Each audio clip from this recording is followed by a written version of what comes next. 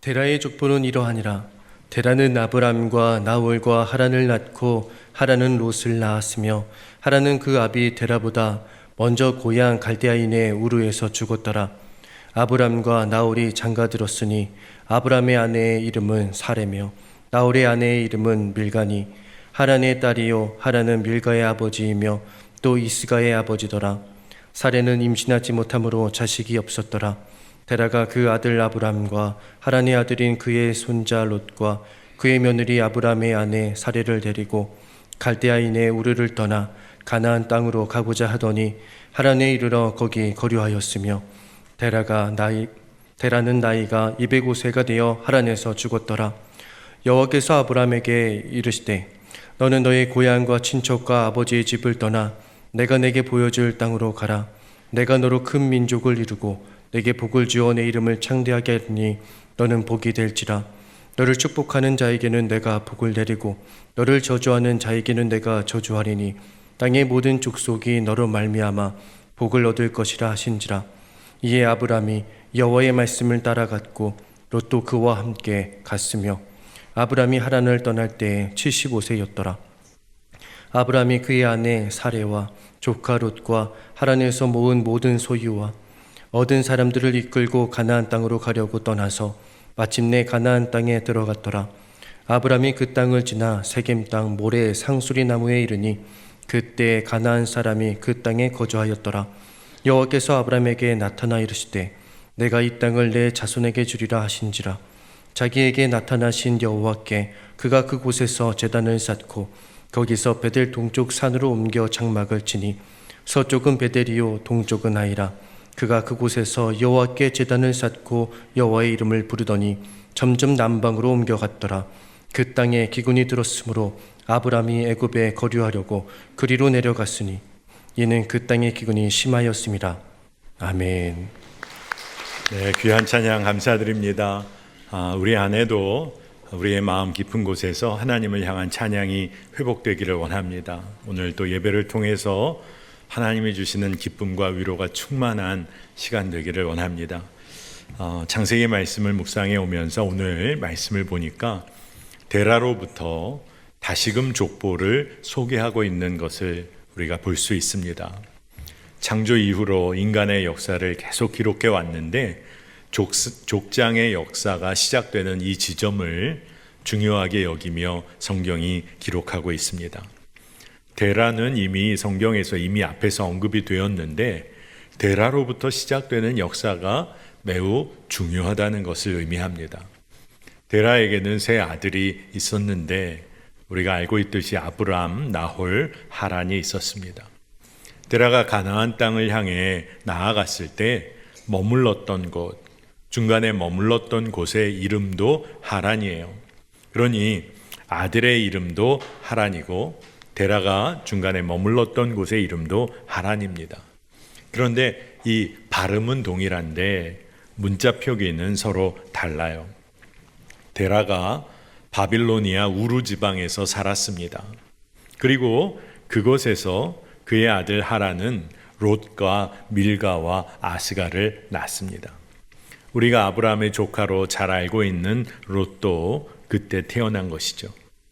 하란은 자녀들을 낳고 우르에서 일찍 세상을 떠났습니다. 그 이야기들이 다 족보 안에 들어가 있어요. 중동 지방의 바빌로니아 우르 지방은 그 당시에 가장 번화한 도시였습니다. 사람들이 그러니까 거기에서 살고 싶어 했고 모여들어서 그곳에서 살았어요. 그곳에서 아브라함은 이복누이 사레와 결혼했고 또 나홀은 조카 밀가와 결혼을 합니다. 아마 지금 우리의 정서와 문화로 보면은 좀 이해하기 어려운 근친혼이에요. 그러나 당시의 문화나 사회적 상황으로는 매우 자연스러운 일이었습니다. 왜냐하면 그 당시에 살아남기 위해서는 강력한 가족 중심의 공동체가 형성되어야 했기 때문에 그렇습니다. 그러던 중에 데라가 최고 도시였던 그 당시에 우르를 떠나기로 마음먹었어요. 그러니까 요즘 말로 하면 이민을 가기로 결심한 거예요. 그 이유는 정확히 성경에 기록되어 있지 않습니다. 하지만 데라는 온 가족을 데리고 우르를 떠나서 가나안으로 향했어요. 그리고 그 길 가운데 하란에서 잠시 머뭅니다. 왜 멈췄는지에 관해서도 성경은 기록하지 않아요.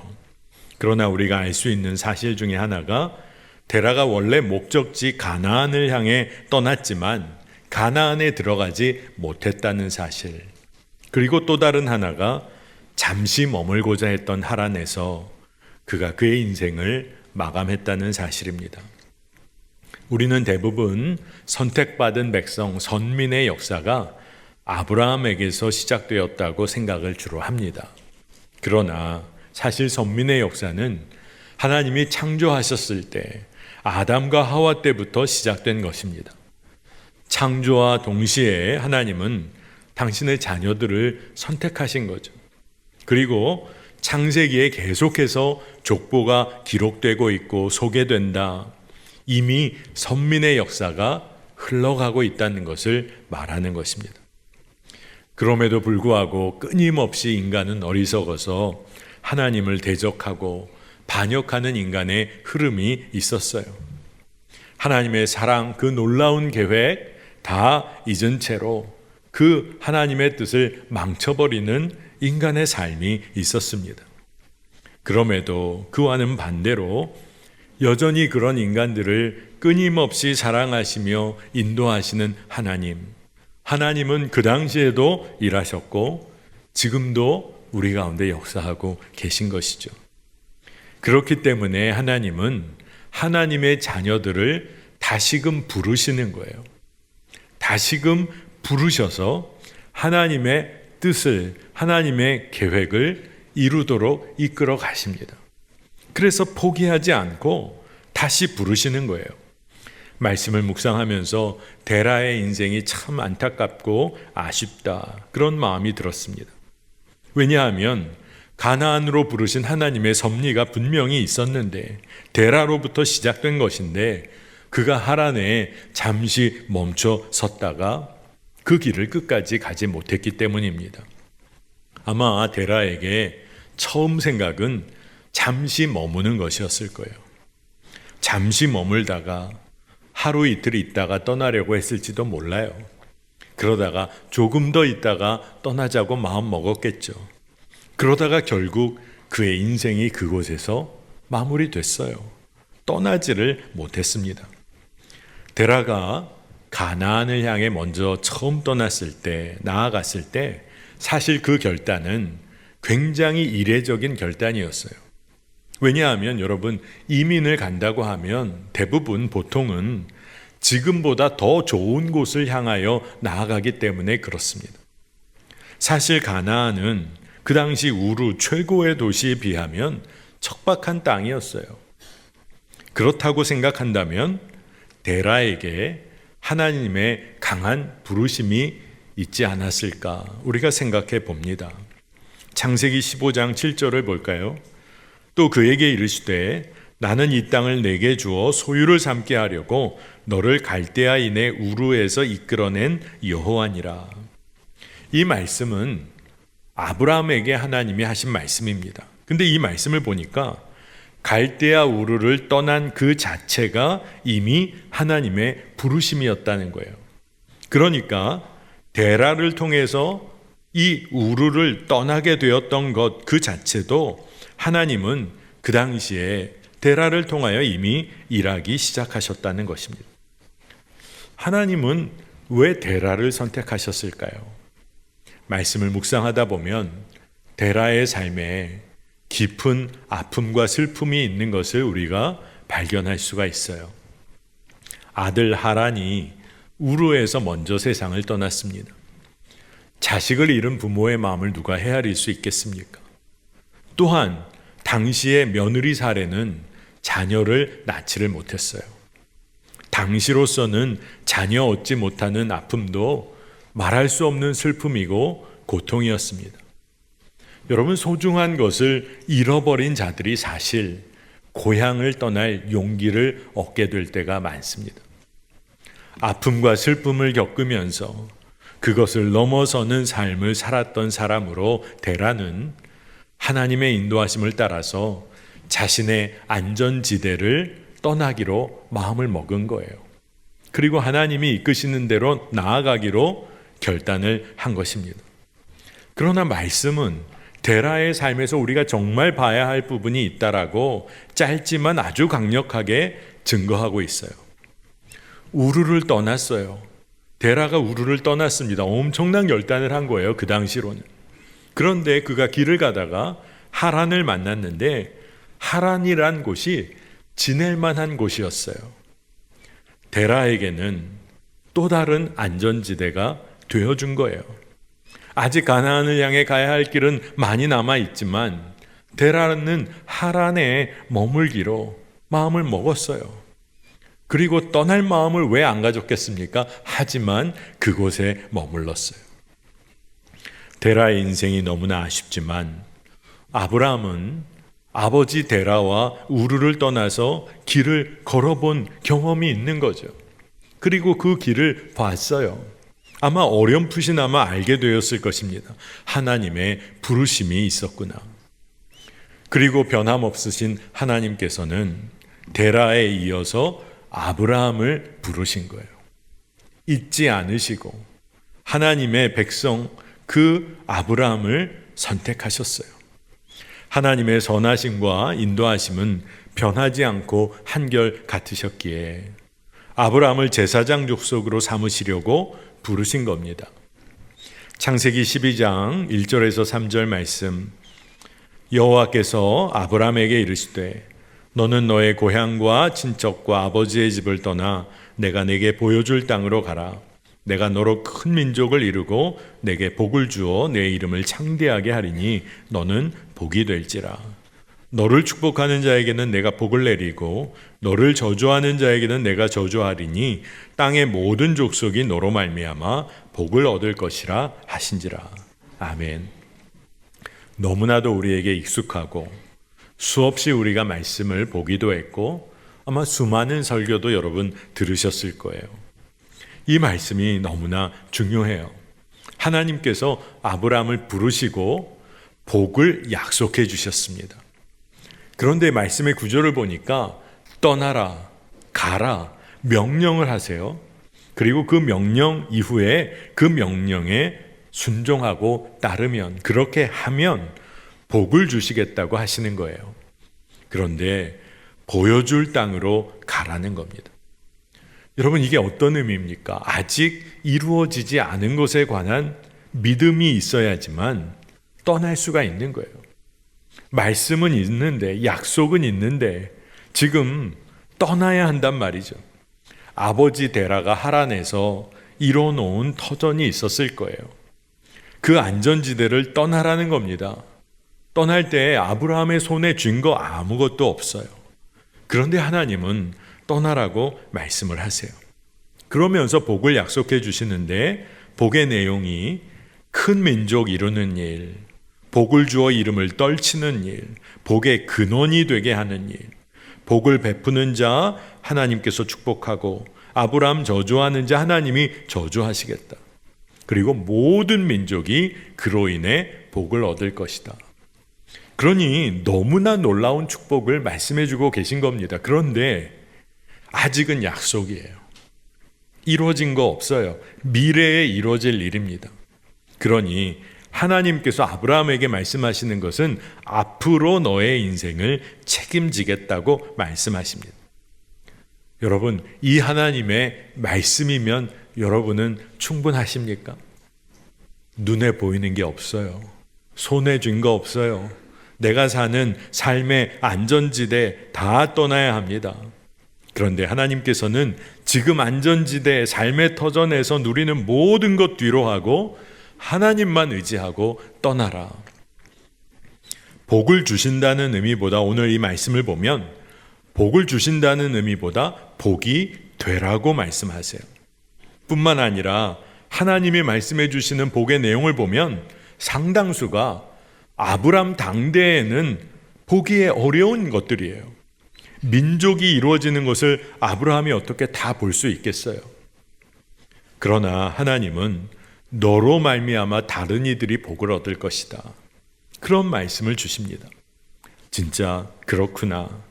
나로 말미암아 다른 이들이 복을 누리는 것이 우리를 향한 하나님의 진짜 복이구나.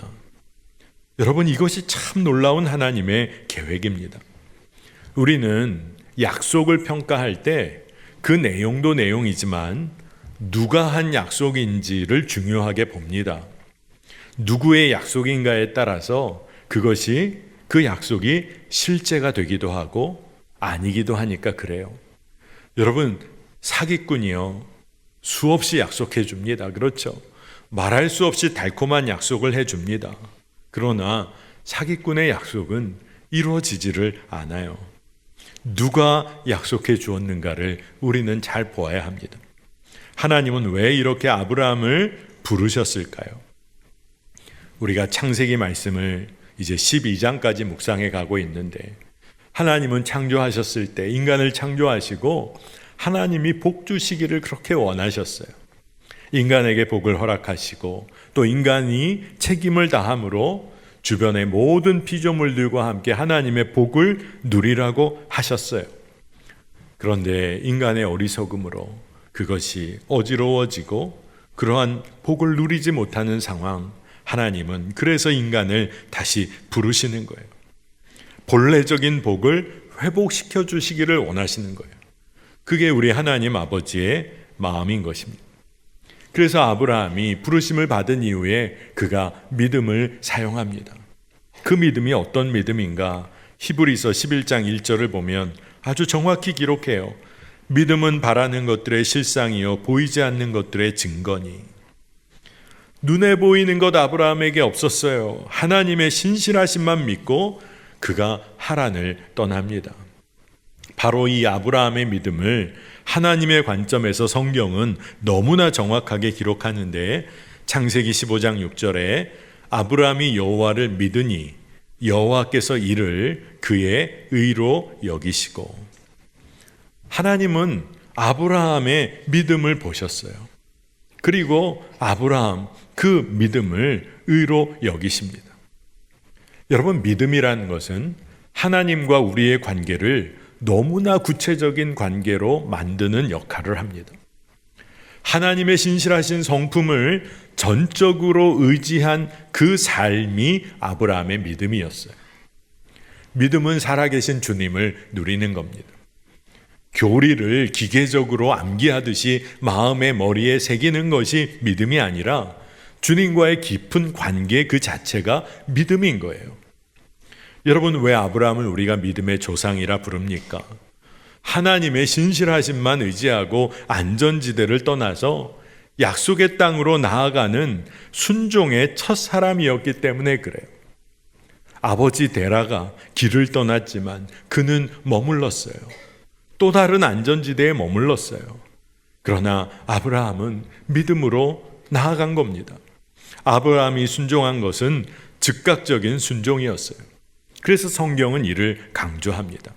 아브라함의 나이가 그때 75세였다고 했어요. 아직 아버지 데라가 살아있을 때입니다. 근데 조카 롯을 데리고 그가 떠나요. 그런데 성경은 이에 관해서 아브라함과 롯의 차이를 말합니다. 창세기 12장 4절을 보니까 이에 아브라함이 여호와의 말씀을 따라갔고 롯도 그와 함께 갔으며 아브라함이 하란을 떠날 때에 75세였더라. 여러분, 이미 이 말씀에 어떤 차이가 있는지 아시겠죠? 아브라함은 하나님의 말씀을 따라갑니다. 롯은 삼촌 아브라함을 그저 따라갑니다. 하나님은 복에 관해 말씀하시는데 말씀을 따라서 나아가는 걷는 삶 그 자체가 복이라고 말씀하시는 거예요. 말씀을 따라 사는 삶 그 자체가 복이라는 것입니다. 여러분, 롯도 아브라함과 같은 길을 물리적으로 걸었어요. 똑같은 길입니다. 함께 갔으니까요. 그러나 다른 길이었어요. 말씀에 대한 믿음 없이 그저 걷는 길이었기 때문에 롯의 삶은 우리가 압니다. 그가 결국 선택한 것이 소돔과 고모라의 삶이었어요. 심판에 이를 수밖에 없는 그 땅을 선택할 수밖에 롯은 없었어요. 여러분, 아브라함의 손에 실제로 쥐어진 것 있었습니까? 없어요. 아브라함 손에 쥐어진 어떤 복, 눈에 보이는 게 있습니까? 없어요. 하나도 없는 것 같아요. 그러나 아브라함은 하나님을 그의 삶에 소유한 사람이었어요. 하나님을 소유했어요. 주님과 함께 길을 걸었어요. 하나님께서는 아브라함의 동행자가 되어주셨어요. 그 길에 길벗이 되어주셨어요. 그래서 아브라함은 오늘 말씀을 보니까 마침내 가나안 땅에 이릅니다. 성경에서 마침내라고 쓰인 것이 데라의 삶, 아버지 데라의 삶과 대비되는 것을 봐요. 아브라함은 마침내 가나안 땅에 이르러서 남쪽으로 내려가면서 정착할 곳을 찾습니다. 이제 거주할 곳을 찾는 거예요. 처음 세겜 땅에 이르렀는데 말씀에는 거기에 상수리 나무가 있었다. 그걸로 보아 나름대로 기름진 땅이었을 겁니다. 근데 거기에 정착하려는데 쉽지가 않았어요. 여러분, 지금이나 예전이나 이주민들의 삶은 참 쉽지 않습니다. 지금도 다른 나라로 이민 가서 정착하려는 분들 처음에는 쉽지 않은 삶을 삽니다. 가나안 원주민들이 있었어요. 자기들의 삶의 터전을 쉽게 내줄 리가 없죠. 이주민들이 겪어야 하는 차별과 배척이 있었을 겁니다. 상황은 거기에 머물기가 어려운 상황이에요. 근데 바로 그때 하나님은 바로 거기서 약속을 또 주세요. 12장 7절에 내가 이 땅을 내 자손에게 주리라 하신지라. 자기에게 나타나신 여호와께 그가 그곳에서 제단을 쌓고. 약속을 주셨는데 아브라함에게 직접 주시는 것이 아니라 너의 자손에게 땅을 주겠다, 이 땅을 주겠다라고 말씀하십니다. 아마 아브라함의 마음이 어땠는지 모르겠어요. 그런데 하나님, 살아계신 하나님이 아브라함에게 나타나 말씀하신 거예요. 그래서 그때 아브라함은 거기서 제단을 쌓고 하나님께 예배를 올려드립니다. 여러분, 상황은 쉽지 않아요. 그러나 아브라함은 하나님을 예배했습니다. 그리고 이동해야 했어요. 베델 동쪽 산으로 갔습니다. 산간 지방으로 내려가게 됐어요. 여러분, 거기도 만만치가 않았을 겁니다. 그러나 아브라함은 거기서도 제단을 쌓고 예배를 올려드립니다. 그리고 남쪽으로 또 밀려나게 돼요. 네겝이라는 곳에 가서 자리 잡게 되는데 거기는 광야 지역이었습니다. 어떻게 된 걸까요? 평야지대에 머물고자 했다가 산간지대로 밀려나요. 그리고 이제는 광야지대까지 이끌립니다. 아브라함의 선택과는 상관없이 그저 이끌려 간 거예요. 여러분, 아브라함은 하나님의 부르심 붙잡은 곳, 그리고 그의 삶의 안전지대를 믿음으로 떠난 겁니다.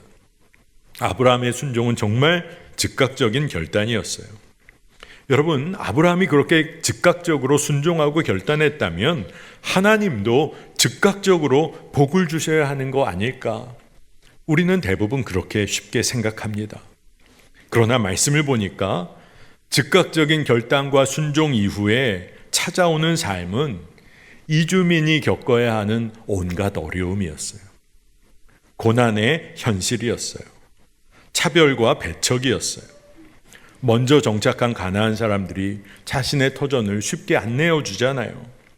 안전지대를 믿음으로 떠난 그 삶은 날마다 지속되는 고난의 연속이었어요. 여러분, 그러면 우리는 어떻게 해야 하는 걸까요? 하나님을 믿음으로 결단하고 나아갔는데 하나님의 신실하심을 믿기가 어렵고 하나님의 사랑이 의심되기 시작한다면 아마 정말 아브라함도 그랬다면 아브라함도 믿음을 저버릴 수도 있는 상황이었을 거예요. 하나님의 살아계심은 희미해 보이고 고난의 현실은 너무나 직접적인 상황. 그런데 아브라함은 삶의 현실이 만만치 않았던 바로 그때 그는 하나님의 살아계심을 믿었어요. 그리고 아브라함 하나님의 신실하심에 온전히 의지합니다. 그리고 하나님은 여전히 일하고 계셨어요. 그래서 아브라함이 가는 곳마다 제단을 쌓고 하나님을 예배했습니다. 여러분, 믿음으로 안전지대를 떠나는 것은 중요해요. 왜 중요할까요?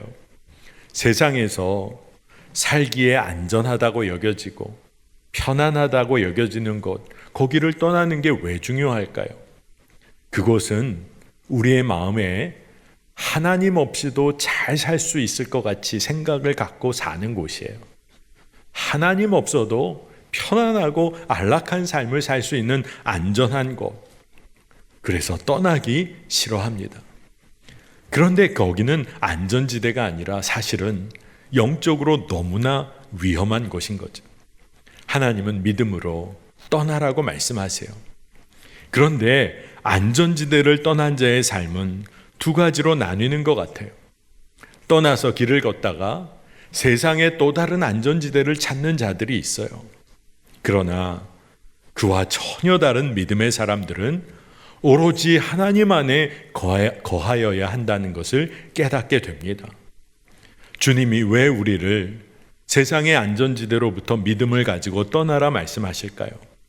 주님 안에 거하는 삶이, 주님과 동행하는 삶이 가장 안전하고 복된 삶이기 때문에 그렇습니다. 아브라함은 어디에 가나 어떤 상황을 만나나 하나님을 예배했어요. 그가 평야에 있든 산간 지방에 있든 광야 지역에 놓이든 그는 예배했어요. 하나님을 예배할 수 있는 삶, 그곳이 바로 안전지대인 것입니다. 주님과 동행하는 삶, 하나님을 예배하고 주와 함께 길을 걷는 삶에 변함이 없으면 어떤 상황이나 조건이 우리를 흔들어 놓을 수 없습니다. 그런데 여러분, 우리는 우리의 삶의 조건, 외적인 상황을 언제나 상수로 두고 싶어 해요. 늘 부유한 삶, 늘 만족이 있는 외적인 조건을 상수로 두고 싶어 합니다. 그리고 하나님의 신실하심, 하나님의 그 놀라운 사랑을 변수로 여기며 사는 어리석은 삶을 살아요. 근데 여러분, 우리 삶의 외적인 조건은 그저 인생의 변수일 뿐입니다. 그러나 하나님의 신실하신 사랑은 변함이 없으세요. 하나님의 구원의 계획은 결코 흔들린 적이 없는 상수예요. 이것이 분명하다면 우리는 생명의 길을 끝까지 주와 함께 걷게 되는 것입니다. 여러분이 영화 좋아하시는 분들 계신지 모르겠어요. 조금 세월이 지난 영화지만 월터의 상상은 현실이 된다라는 영화가 있습니다. 저는 이 영화 보고 참 너무 좋아서 얼마 전에 한번 찾아서 다시 보기도 했는데 한번 여러분들 중에 영화 좋아하시는 분들 한번 찾아보시기를 바랍니다. 이 영화를 보면 이런 명대사가 영화의 끝부분쯤에 등장하는데 한번 잘 들어보세요. 아름다운 것들은 관심을 바라지 않아. 이런 말이 나옵니다. 아마 여러분들 중에 목사님 명대사라고 했는데 전혀 처음 들어봅니다. 아마 이러신 분들이 많으실 거예요. 제가 왜 명대사인지를 알려드릴게요. 이 영화의 주인공은 월터 미티라는 결혼하지 않은 어떻게 보면 노총각입니다. 자기 가족들, 어머니, 여동생도 돌보고 평생을 라이프 잡지의 사진 기사로 그가 평생을 일해왔어요. 근데 세월이 흐르면서 이 라이프라는 잡지가 폐간을 앞두게 됐습니다. 그래서 이 사진 기사였던 주인공 월터 미티의 마지막 임무가 뭐냐 하면 마지막 호 표지의 시를 사진을 잘 선별하고 그리고 거기에 인쇄해 내는 거예요. 그래서 이 월터 미티가 어떤 사진을 실어야 할까 하다가 오랫동안 함께 작업을 했던 천재 사진작가 숀 오코넬이라는 분에게 마지막 표지 사진을 부탁해 놨어요. 그리고 오랫동안 함께 일해왔기 때문에 그 천재 사진작가가 그렇게 하겠다 해서 사진 필름을 보내줍니다. 그래서 사진 필름을 봤는데 사진 필름을 다 받아서 마지막 표지 그 필름 컷을 찾는데 그것만 없는 거예요. 딴 거 다 있는데. 그래서 이 월터 미티 주인공이 그 마지막 표지의 필름을 찾기 위해서 천재 사진작가를 찾아 나섭니다. 그 필름을 찾으려는 거예요. 그러면서 그거 찾기 위해서 자기가 엄청난 도전을 모험을 하며 사진작가를 찾아가는 이야기가 그려져 있어요. 영화의 마지막쯤 되면 온갖 모험과 시간을 보내며 결국 천재 사진작가를 히말라야 산맥에서 찾게 되고 만나게 됩니다. 이 천재 사진작가는 히말라야 산맥에서 뭐 하고 있었을까요? 그는 희귀종인 눈꽃 표범의 사진을 찍으려고 히말라야 산맥에서 숨어서 렌즈를 가지고 저 멀리에서 눈꽃 표범이 나오기를 기다리고 있었어요. 계속해서 기다리는 겁니다. 근데 이 주인공이 만났을 때 눈꽃 표범이 정말로 예상치 않게 등장을 해요. 근데 이 천재 사진 작가가 그 순간 눈꽃 표범을 찍지를 않아요. 힘겹게 만나게 된 눈꽃 표범을 사진으로 찍지 않고 멀리서 렌즈로 그저 바라만 보다가 그 순간을 넘겨버립니다. 그래서 주인공이 이 천재 사진 작가 숀에게 물어봐요. 어떻게 이럴 수가 있느냐? 지금 찍어야지. 사실은 자기는 필름 찾으러 왔는데 지금 눈에 보이는 상황에 다급하게 그 얘기를 합니다. 근데 천재 사진 작가가 주인공에게 해준 얘기예요. 아름다운 것들은 관심을 바라지 않아. 그러면서 그 눈꽃 표범이 사라질 때까지 그냥 놔두는 겁니다. 여러분, 이게 뭘까요? 이게 왜 명대사일까요? 진정으로 아름다운 존재는 다른 이의 관심을 얻기 위해 안달복달하며 살지 않습니다. 다른 이들의 인정을 목말라 할 필요도 없어요. 그 자신의 존재의 의미와 목적을 그저 누리며 자연스럽게 살아갈 뿐입니다. 여러분, 우리는 어떤 존재일까요? 믿음으로 구원받은 하나님의 자녀예요. 우리의 존재는 이미 하나님의 눈에 이미 아름다운 존재입니다. 아름다운 존재는 세상의 관심을 바라고 구하지 않습니다. 세상에서 인정받으려고 안달복달할 필요가 없어요. 하나님의 자녀로 그저 멋진 삶을 누리는 겁니다. 하나님이 주신 존재의 의미와 목적을 주님과 함께 동행하며 살아갈 뿐이에요. 영화가 그 대목이 넘어간 이후에 이제 이 주인공이 그 사진 표지에 실을 사진 필름을 찾습니다. 근데 어디에서 찾았냐 하면 그 사진 필름은 특별히 이 천재 사진 작가가 기념으로 지갑을 하나 선물해 줬었는데 그 지갑 안에다가 특별히 꽂아줬던 거예요. 그래서 그 지갑에서 필름을 찾아서 필름을 확인도 안 하고 인쇄를 그저 맡겨버립니다. 라이프 잡지에서 자기가 해야 할 마지막 일을 하고 난 거예요. 그래도 자기가 평생 일했던 라이프 잡지의 마지막 표지를 확인하려고 길거리를 걷다가 가판대에서 잡지 하나를 라이프 잡지를 들었는데 그 마지막 표지에 자기가 표지 주인공이 되어서 나와 있는 것을 봅니다. 어떤 모습이냐 하면 거리 벤치에서 하늘을 보며 필름을 들고 어떤 사진을 볼까 하면서 필름을 바라보고 있는 자기의 모습을 그 천재 사진 작가가 담은 거예요. 그리고 마지막 표지에 가장 적합한 사진으로 선정을 한 것입니다. 여러분, 월터 미티라는 주인공이 평생 남들이 보기에는 답답한 인생을 살았어요. 결혼하지 않은 노총각, 어머니와 여동생 삶을 돌보며 그저 자기 일 하나만 붙잡고 아무 의미와 목적 없이 사는 인생 같았는데, 근데 그 일을 통하여 그의 인생의 의미와 목적을 그가 회복합니다. 여러분은 이미 아름다운 존재입니다. 하나님이 여러분을 자녀 삼아 주셨어요. 근데 그분이 여러분에게 세상의 안전지대에 머물지 말고 믿음으로 나와 함께 길을 걷자고 말씀하세요. 어디에 묶여서 매여서 아파하며 사는 삶 말고 나의 부르심, 내가 너를 부르니 나와 함께 나의 인도하심을 따라 함께 가자고 주님이 말씀하세요. 이미 예비하신 복을 누리라고 말씀하시는 것입니다.